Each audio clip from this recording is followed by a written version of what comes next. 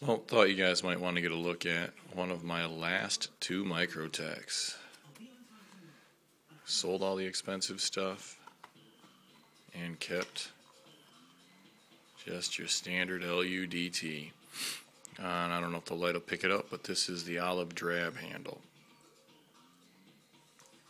Not exactly the black. I had a very nice black one with a blue spacer and a Damascus blade. Went back to one of my buddies as a birthday present. And I had another black one with a blue spacer and claw logo and a black blade. I went to my cousin while he was in Iraq. And this one stays with me. Has the clip tip on it, D2 blade I believe, and was made in, if it'll show up, it's not going to show up, 7 of 06. Not exactly during the highlight of the best production according to all microholics, but this one was really, really well made. The spring is outstanding, strong, everything fits together perfectly, and this LUDT is a hard knife to mess up. Generally, if you buy one, you're going to get a good one.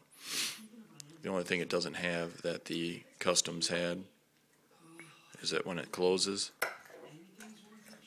you can squeeze it down a little. The customs wouldn't move there, but the lock-up open is tighter than tight. And it's over a 3-inch blade, 3.5 maybe, 3 1/4. Aluminum handle, push button lock, regular Allen key, Torx bit, screws, not like the new one with the screw on this side because I had to make room for the grooving over here. Not sure if I like that new one yet or not. I'm going to have to have one in hand. Flow through design, has room for the lanyard hole to go through between these two holes here. Between here and here it can loop through for a lanyard. Spacers are milled out in the middle. And it's just a fine blade. Razor sharp, strong as can be. A little bit of a jimping isn't really where I guess the right word. I guess for where it is you would call it jimping, but more of a knurl on the underside and the top. It fits well in hand. It's just enough handle. Might feel short to you for a couple days, but it really, really is quite enough. It's one of my favorite blades of all time. The simplest, cheapest one they made.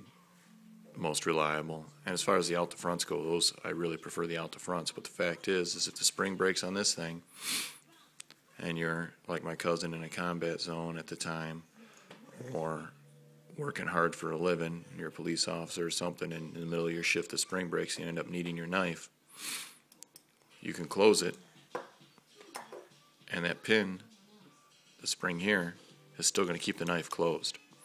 And to open it, it wouldn't flip, but you could just flip it yourself, and when it's open, the plunger is going to hold it open. So it would still be a useful knife even with the spring broken. That's one of the reasons I kept this one.